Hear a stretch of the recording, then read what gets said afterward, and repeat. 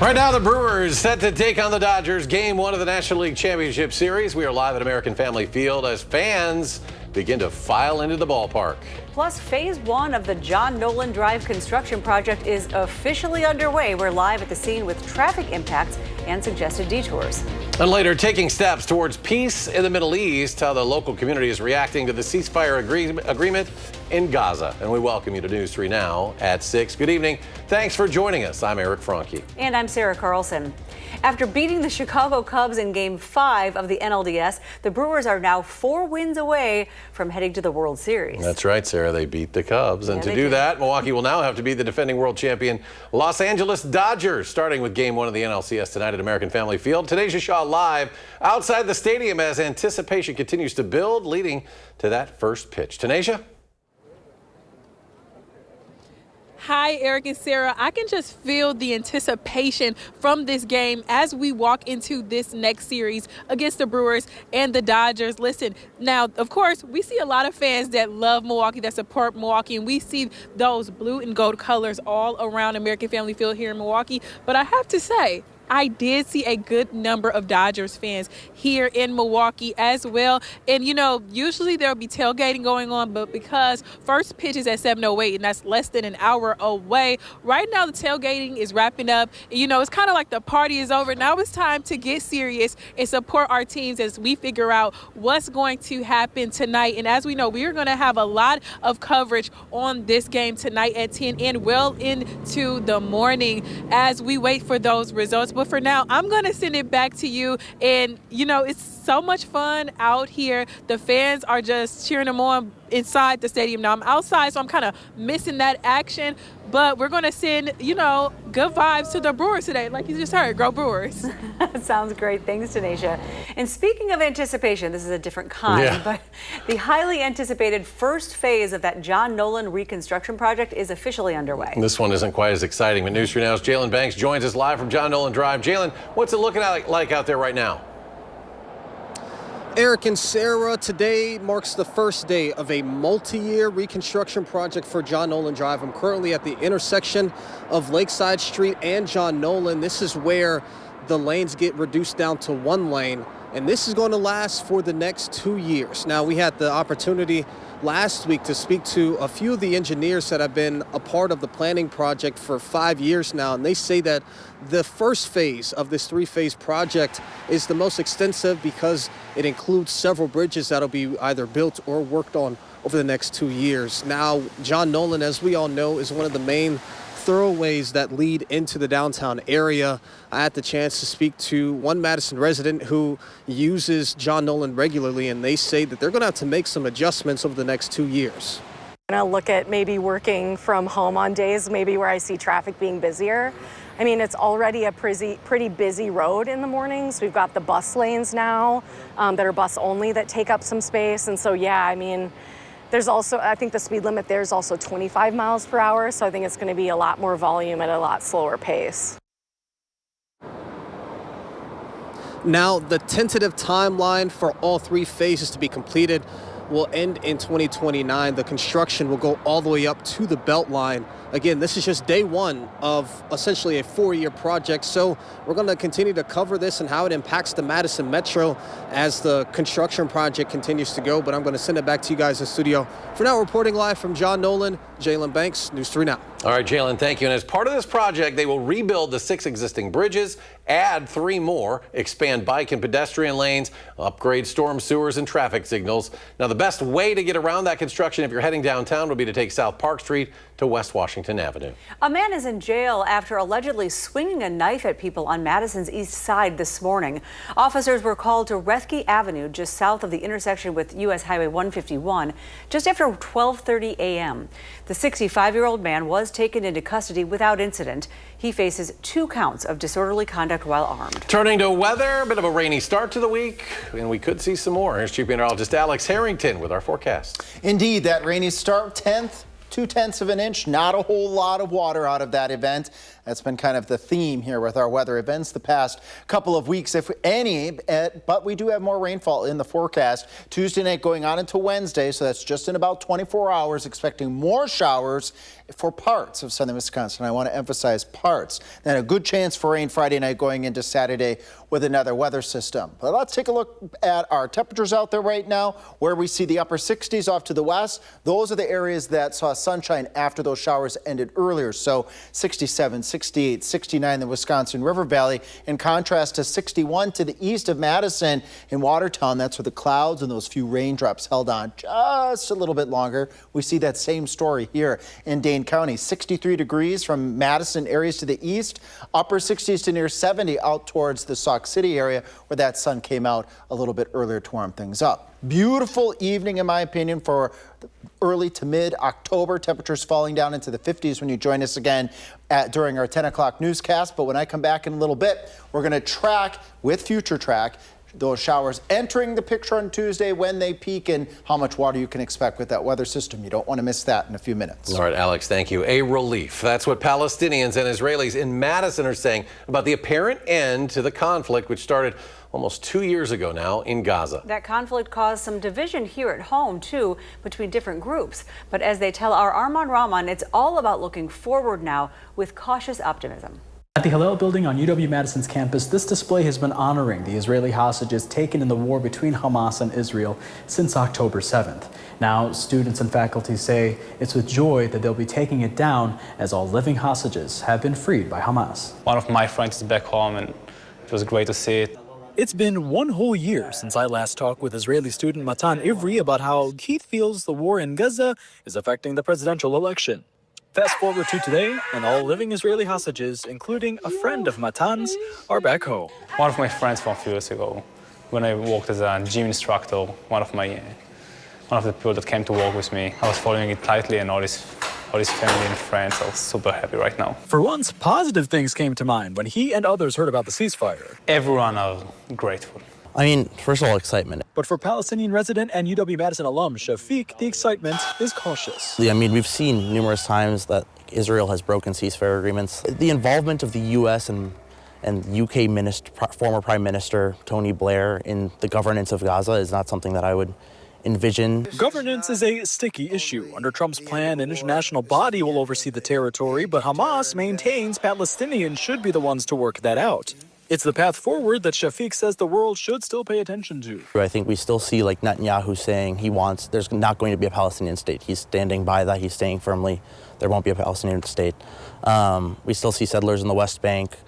And so I think that despite what Trump is saying, there's still a fight to be fought. A bittersweet feeling for his family still living in the region. I've got a lot of family in the West Bank, and I know that they have especially been fearful in terms of like any raids that have been happening, or scared that their house is going to be next. But I think now there's a bit of a cautious optimism. Well, I think people are very optimistic. I want to believe that both sides learned a lesson. Reporting in Madison, Armand Rahman, News 3 Now. Armand, thank you. More than 2 years ago, on October 7th, Hamas militants killed 1,200 people and took 251 captive. Israel's retaliation has killed more than 67,000 people. Well, coming up on News 3 Now at 6, Summerfest announces another headliner for next year's festival. Plus, the Wisconsin Air National Guard set to take to the skies for training this week when they plan to hold those flights. Stay with us. News 3 Now at 6. Welcome back. The 115th Fighter Wing of the Wisconsin Air National Guard will conduct evening training flights in the Madison area this week. The flights will be held from Tuesday through Thursday. Residents near the Dane County Regional Airport and Truax Field can expect to see or hear the F-35 aircraft taking off and landing until about 9:30 p.m. Pilots will be following flight paths that are meant to keep noise to a minimum for those living in the area. Another big name headlining Summerfest next year. Today, the world's largest music festival says Post Malone is scheduled to perform June 27th in Milwaukee. Post Malone joins Garth Brooks and Ed Sheeran as headliners next summer. Brooks even added a second date due to the high demand. An artist pre-sale for Post Malone set to begin Wednesday morning at 10. It'll run through Thursday at 10 a.m. A venue pre-sale will start Thursday at 10 a.m. and then end at 10 p.m. that same day. Well, comedian Colin Mokri is known for his quick wit on Whose Line Is It Anyway? He's coming to Madison for a live improv show. This event promises interactive fun with half the show featuring audience members on stage, ensuring that every performance is one of a kind. Mokri will be joined by fellow Whose Liner Brad Sherwood and says the show is family friendly with plenty of unexpected humor for everyone.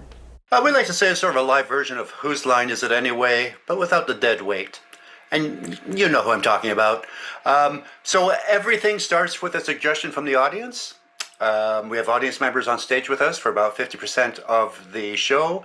It's just goofy chaos for 2 hours. It's a great show. Along with this, he's also working on some TV shows, movies, and another improv act featuring hypnotized volunteers. The show will be at Overture Hall at the Overture Center in Madison, Friday the 24th at 7. Tickets start at about $55, and you can find those on the Overture Center website. Still ahead, how the First Warn Weather Team is helping you get ready for the winter season. Plus, the holidays are right around the corner, and so are the expenses. How American shoppers are expected to spend this year. And how much more rain could we see this week? Alex returns his complete forecast after the break.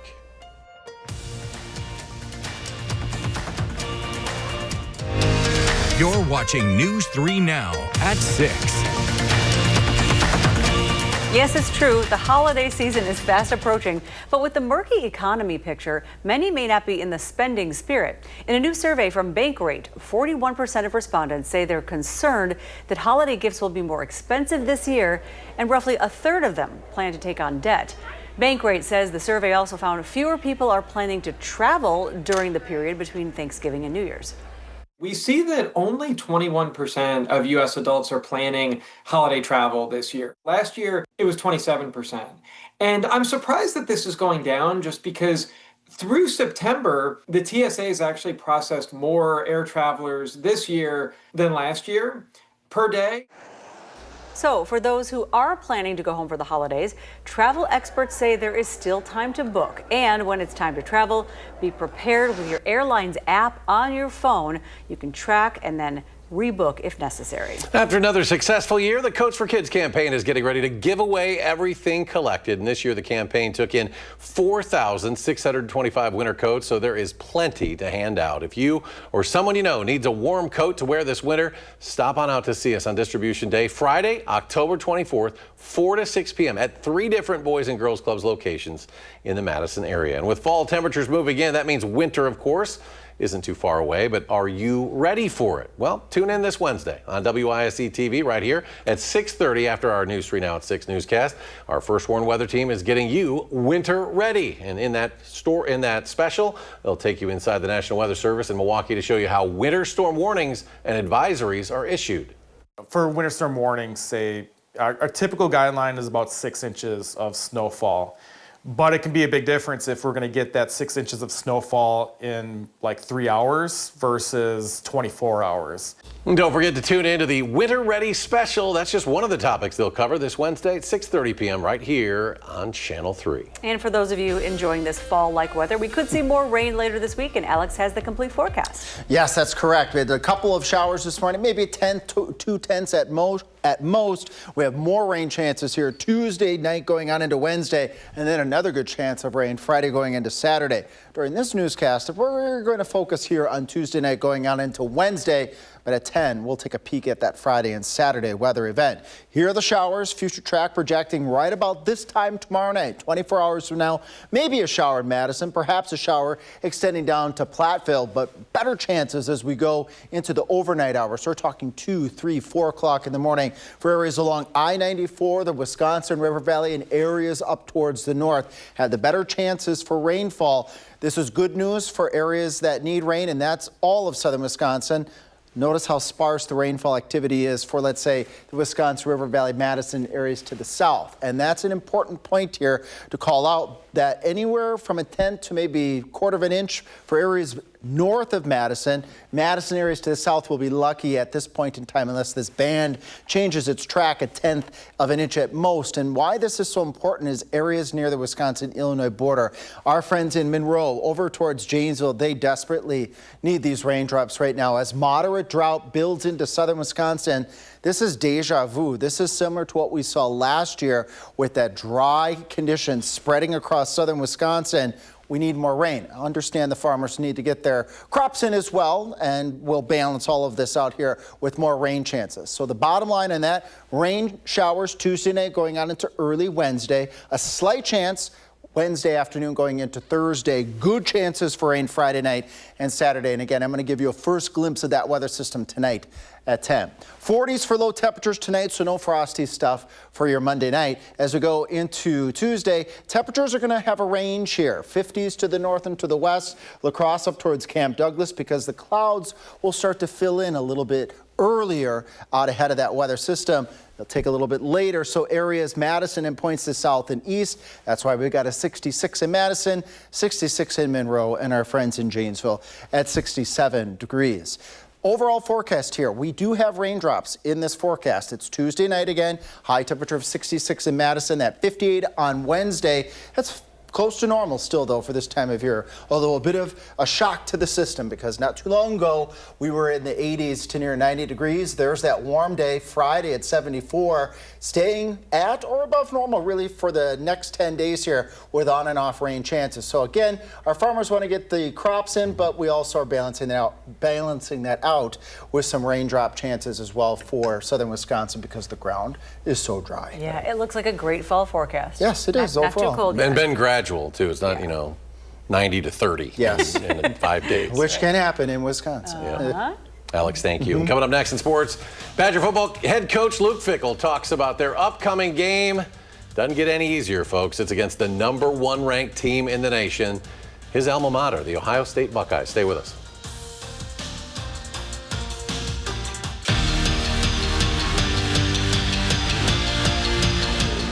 Welcome into Jay's Bar in Madison. We are getting ready for another week of the Wisconsin Huddle. We're taping early tonight with our co-host Miley Chan from Wisconsin Volleyball because the Brewers are playing later on. If you didn't hear, it's game 1 of the NLCS between the Brew Crew and the Big Bad Dodgers. You can call it David versus Goliath. You can call it what you want, but tonight is a big game, certainly the biggest since 2018, which was the last time that the Brewers made it to this round, just one stage away from the World Series. And as for Pat Murphy, he's pretty confident in his crew.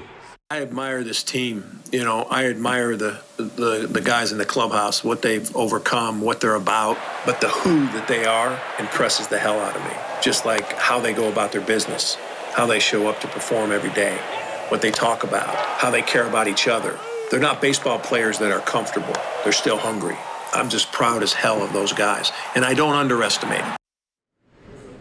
Their first time being shut out at home since 1980, their 8th straight loss in the Big Ten. No matter which way you frame it, Saturday was nothing but ugly for Wisconsin football when they lost to Iowa by a final score of 37-0. The very same team that was their rallying cry in the offseason that they were hoping to turn things around this year against. It did not happen on Saturday night, and it felt like a new low in a season in which things felt like they couldn't get much worse. This week, they host Ohio State right here on News 3 Now in a game Luke Fickell says they need to rebound.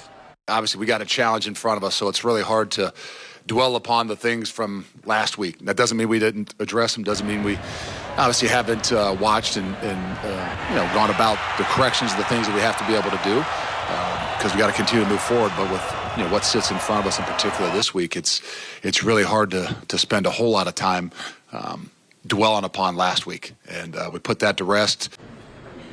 To the basketball court where Greg Gard's Badgers began the season ranked 24th in the AP poll. By the way, today was Wisconsin basketball's media day, meaning we'll have our full preview for both the men and the women coming up in not too long. And speaking of things that are very close, we're just about to start taping this week's episode of the Wisconsin Huddle. We'll see you down here at Jay's Bar. But for now, we'll send it back to you, Andrew Banstra, for News 3 Sports right here at Jay's Bar. All right, not enough for Andrew to do. There's just not enough going on.